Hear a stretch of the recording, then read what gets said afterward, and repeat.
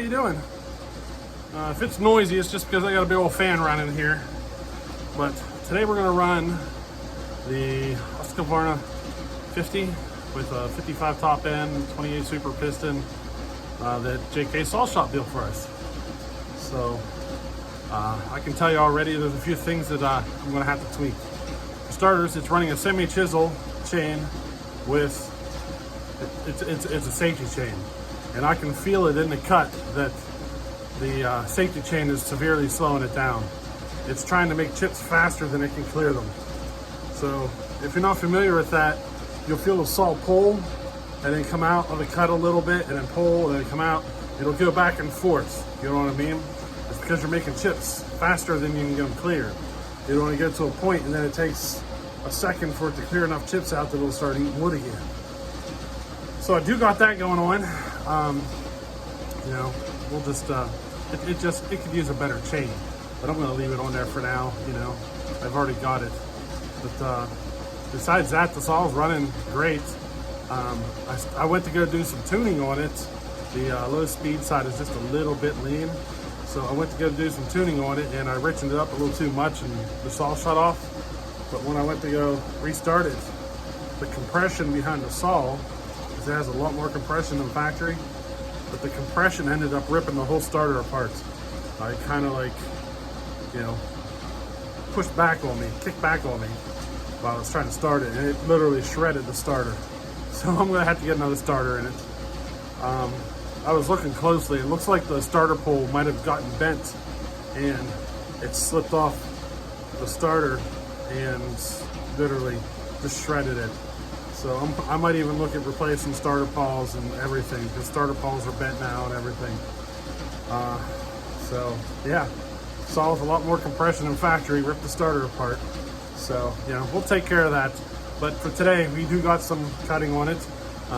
If you don't notice it, just try to pay attention. You're gonna see the safety chain trying to pull in and out of the cut.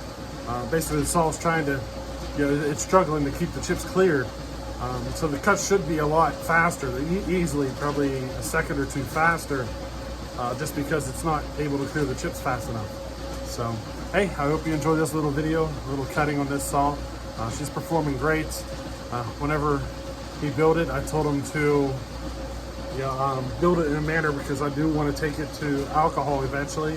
I don't know if I'm going to pipe it, but I probably am. I'm looking to make this a quicker 50cc saw, like a highly modified one. And I'd love to do it on a 50 chassis, you know what I mean? Just because, you know, there's other chassis that are faster, sure, but I just love to do it on a 50 chassis. So, you know, the whole build of this was to eventually move it towards alcohol with a pipe, maybe even a nitromethane setup. So keep that in mind, we're moving towards that direction. But I gotta figure some things out with this starter. So, hey, check it out.